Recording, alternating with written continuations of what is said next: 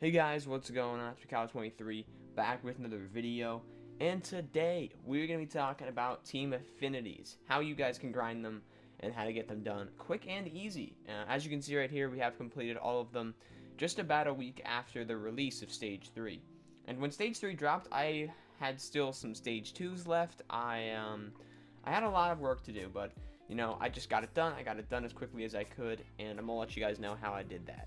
As I think everyone knows, you're going to have to play a lot of Showdown. And my strategy to Showdown is always to play the whole thing out. Every moment, all the way to the end, alright? As you can see right here, we have a full played out Showdown. And I actually kept it just so I could show you guys in this video. There's actually no point in me doing this because I finished them all. But I had this Showdown from a while ago, and I figured I'd keep it for you guys. So let's go over these missions and like which ones you should be aiming to make sure you win, because by the end of these you should really be at around 15 to 11, 15 to 9, maybe 15 to 10. Like, you want to be pretty up there. Like, it just makes it quicker basically. There are some missions that it's okay to lose though, because they just take a while and they're not as easy and forgiving basically.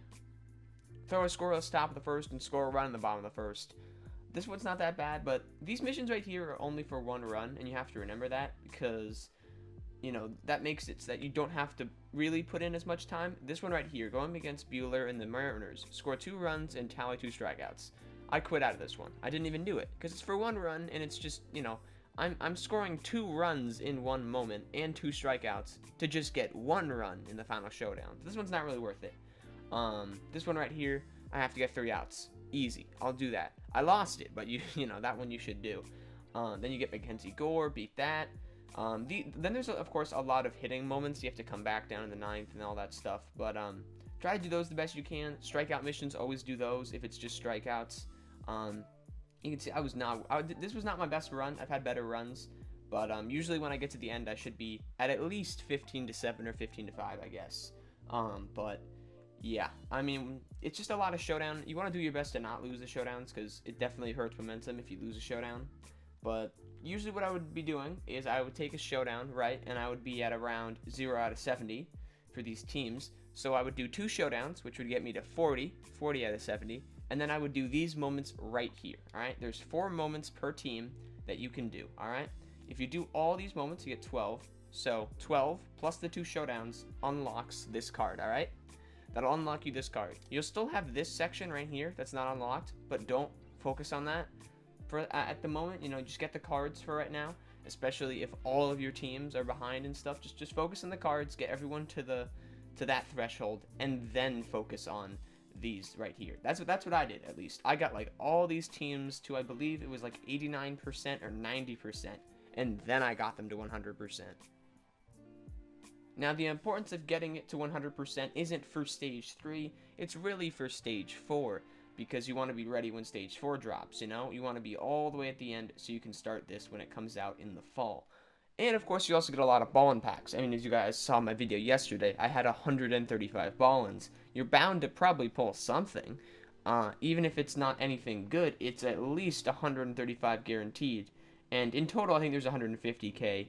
From those ball-ins. I didn't finish every exact team yesterday. I finished like 27 teams. I already had 3 finished, which is why I didn't have all the ball-ins, if you were wondering.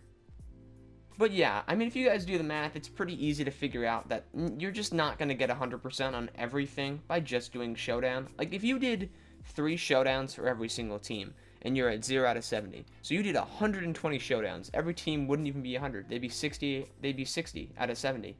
They wouldn't even be 100. So my strategy coming into this was I was literally focusing my stubs on the team affinities, and it paid off. It paid off greatly. Now, to be fair, I did get some good diamond pulls, which helped a lot. But you can still do this without pulling them, Mike Trout's. All you got to do is essentially do a Showdown, do an exchange. I was kind of doing a 1-and-1. So I would hop into the Orioles, right? Let's say I'm doing the East. Let's say I'm at 0 out of 70. So I do 2 full Showdowns to get myself to 40. I do the moments, and then after that, I'd probably be around like 30k-ish. I'm not sure exactly how many stubs you make per, 2 Showdown runs plus moments, but, invest those stubs back into exchanges, because it's just going to make it quicker and easier. And the good thing about putting them back into exchanges is that you get some stubs back. You get 2,500 back here. You get 5,000 back here, and you get some packs. So there's a good chance you probably get those stubs back in the packs too. So it's kind of risky, but I definitely think it's worth it to do the exchanges. You know, you only have to do 5 exchanges to get the card, and I've done a lot of exchanges, and I've kind of learned the math behind it. Now, obviously, when I was doing the exchanges, it was during the pack sale, and everything was cheaper. I mean, I'm looking at these 78 silvers. They're all for 500, which is just about what they should be. But I was buying them for like 300, and they're actually kind of cheap right now, some of them. So, like, this is what I would approach this. Let's say I had to do this exchange, all right?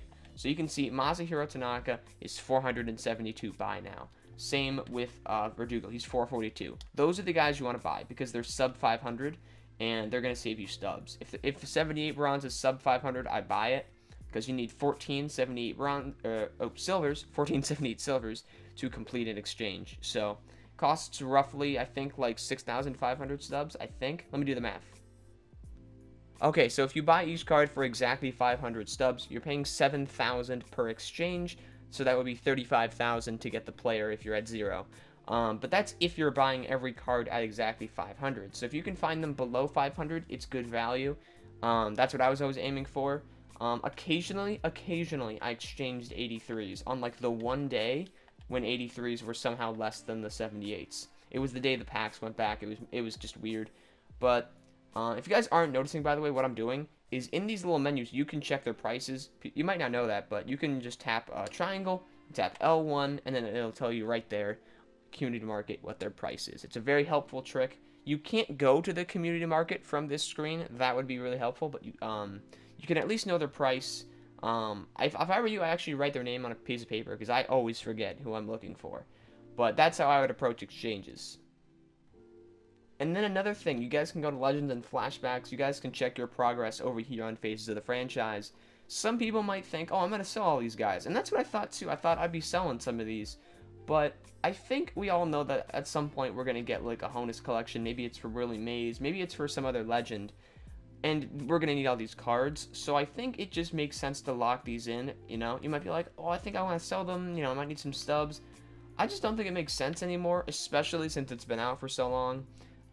Like on day 1, I sold a couple because they were really, really expensive. I mean, than what they used to be. I mean, some of them still go for a little bit, but it was definitely worth it day 1. But now that it's been some time, I think it's just worth it that you guys keep these in your inventory because you're going to need them at some point. You really are. And you also get some decent rewards. You get 30 packs here in total, and then a ball-in bundle, lots of XP and stubs. It's really helpful when you're doing this grind, by the way, for XP. It is a huge help. I jumped through the XP reward path, the prestige one. I was like around here, 25 when this stage dropped, and then I just flew to 50. So not only does this help you get all these cards, it does help you with the XP grind. So Team Affinity is just a great thing to do for this game, especially for the no money spent player like I am. My whole team is no money spent. You know, anyone can do what I do. And there we go, guys. Those are my tips for completing these Team Affinities to 100%. If you guys have any questions, make sure to drop them in the comments. I really want to help you guys out for those of you that are trying to get these done.